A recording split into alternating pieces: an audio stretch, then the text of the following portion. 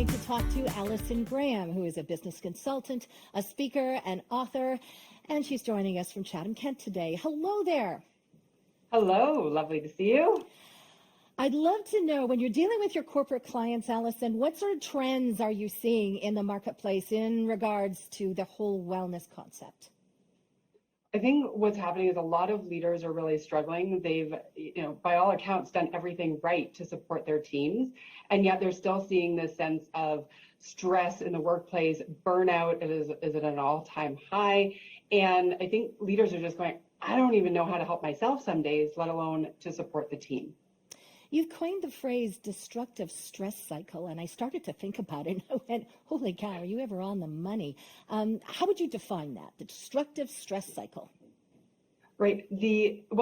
First, we have to recognize that there's actually good stress. Stress is designed to inspire us, to focus us, and to keep us out of danger. When we we switch from good stress to destructive stress, that's when it's like everything we need to do feels like it's a predator, and we are, having all that stress response, trying to escape the workload. And so destructive stress, I look at that when it goes into making us feel overwhelmed, having to-do list anxiety. It's also responsible for a lot of the frustration in the workplace, as well as suboptimal performance.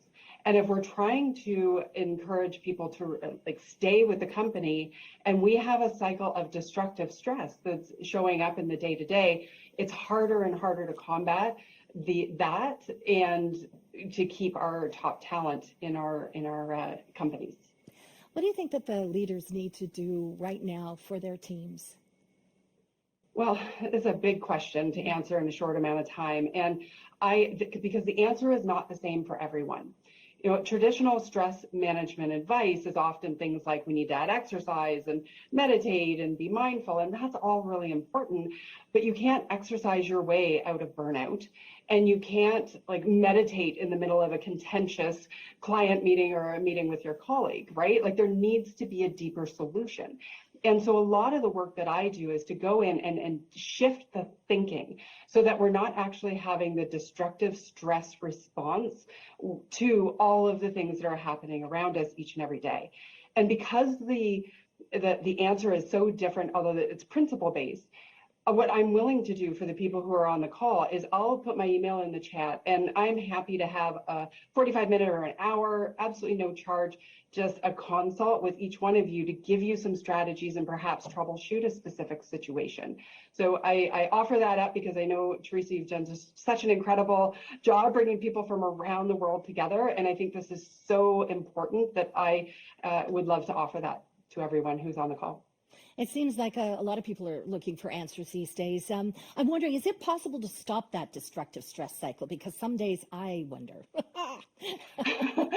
Absolutely, and thousands of my clients have proven that time and time again. It's a little shift. I think about it, for example, if you worry, right, which is one of the greatest barriers to performance that can add to our destructive stress. And, if I can get you thinking in a way that instead of worrying about a big meeting or a review for 5 days, you're going to, maybe it's 3 days, right? Or it's 1 day, or it's 5 minutes. And then we break the pattern so that we don't have to have that stealing our capacity over the course of, that time, right? So for me, that really is possible. And we need to do the work in order to make that happen, creating a common language among our teams so that we know we have signals and ways that we can unpack some of these issues together. You're quite immersed in the corporate world. You also are boots on the ground there. You've talked to both leaders and employees. What are the messages you're getting these days? I hear a lot of what I call coping fatigue. People saying, I'm done. I'm exhausted. There is just always too much to do, too little time, too few resources. I think one of the most important cautions we need to have is that this, what I call when X, then Y thinking. When we have another person on the team, then I won't be stressed. When my colleague gets their act together, then I can finally just have to worry about my workload. When I get through this to-do list, the thing is, your to-do list is never going to end, right? That's why I call it a task circle. It just keeps going and going and going. And so if we're emotionally charged by that, how are we ever going to stop the destructive stress cycle? The work needs to happen. And then the second piece that I hear so often is I can't take guilt-free time off, right? Like it's just people are going to bed thinking about their to-do list at work. And I can't imagine anything more unhealthy. I was working with a new team on Thursday, and I put up their hands when we recognized in the pre-training surveys how prevalent this guilt was and how hard it was for people to disconnect. And the truth is, I said, who wants their people, like their colleagues, to be thinking about your workload when they hit the pillow? And not one person said. And I said, okay, but yet who's doing that themselves? And like the majority of the room put up their hand.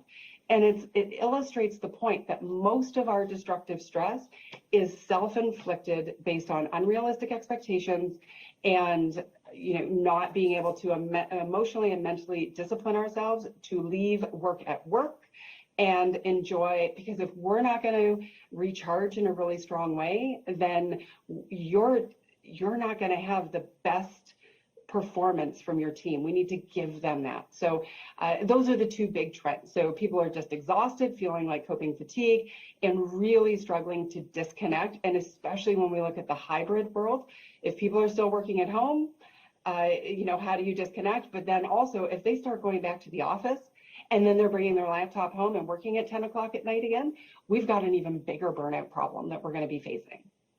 Allison Graham, thank you so much for your perspective and your thoughts today. We thank you very much for joining us.